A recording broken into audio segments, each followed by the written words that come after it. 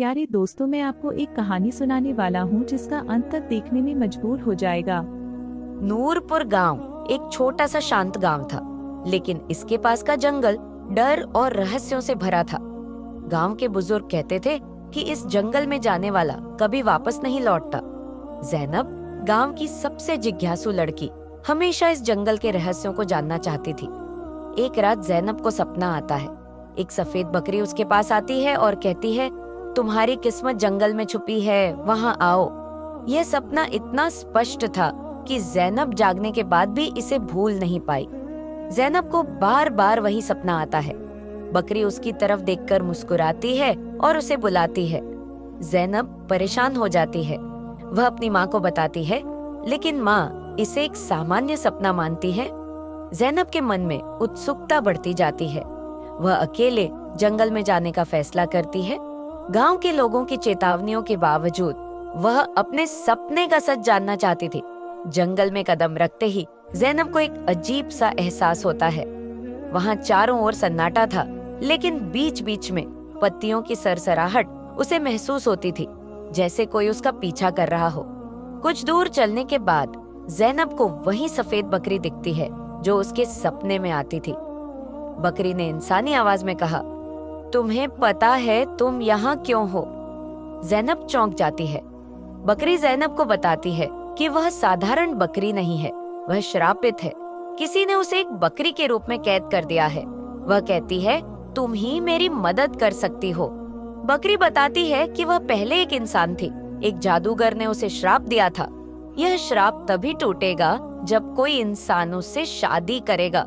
जैनब यह सुनकर हैरान रह जाती है। वह सोचती है, भला कोई इंसान किसी बकरी से कैसे शादी कर सकता है? यह असंभव है। जैनब जंगल से भागकर गांव लौटने की कोशिश करती है, लेकिन हर बार रास्ता भटक जाती है। ऐसा लगता था जैसे जंगल उसे जाने नहीं देना चाहता। बकरी की असली आत्मा जैनब के सामने प्रकट होती है। वह एक दयालु और रोती हुई आत्मा थी। वह कहती है, अगर तुम मेरी मदद नहीं करोगी तो मैं हमेशा के लिए इस रूप में फंसी रहूंगी। उधर जैनब के घर न लौटने पर उसके परिवार वाले परेशान हो जाते हैं। गांव में अफवाह फैलती है कि जंगल की शैतानी ताकतों ने जैनब को पकड़ लिया है। बकरी जैनब से विनती करती है कि यह शादी केवल प्रतीकात्मक है। तुम्हारे यहाँ कहने से मेरा श्राप टूट जाएगा। जैनब सोचती है कि अगर इससे बकरी का श्राप टूट सकता है तो उसे मदद करनी चाहिए।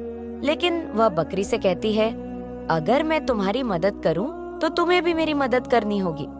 बकरी की आत्मा वादा करती है कि जैसे ही श्राप टूटेगा वह जैनब की हर समस्या का हल निकाल देगी। गांव में अकाल पड़ जाता है। फसलें सूखने लगती हैं और लोग भुखमरी के कगार पर आ जाते हैं। जैनब सोचती है कि शायद बकरी का श्राप तोड़ने से यह समस्या भी हल हो सकती है। जंगल में ही बकरी और जैनब की प्रतीकात्मक शादी की तैयारी होती है। यह शादी असली नहीं थी, बल्कि श्राप तोड़ने का एक तरीका था।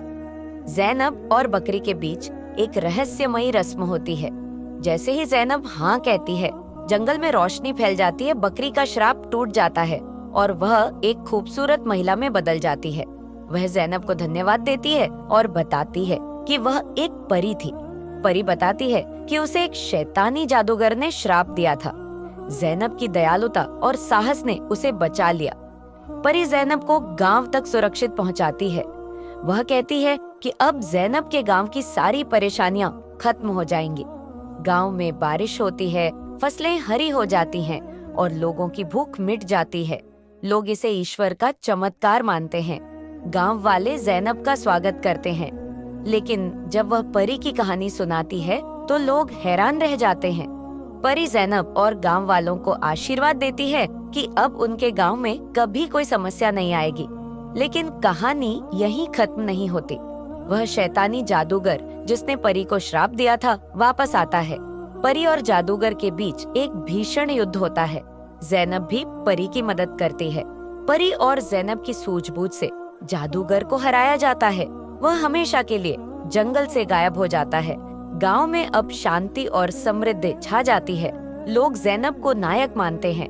परी जैनब से विदा लेकर अपने लोक में लौट जाती है, लेकिन वह वादा करती है कि जब भी जैनब को जरूरत होगी वह उसकी मदद के लिए आएगी। ज़ैनब अब गांव की सबसे सम्मानित व्यक्ति बन जाती है।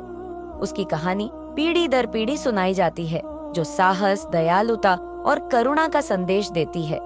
यह कहानी प्रतीकात्मक है, जिसमें ज़ैनब की साहसिकता और दयालुता को दिखाया गया है।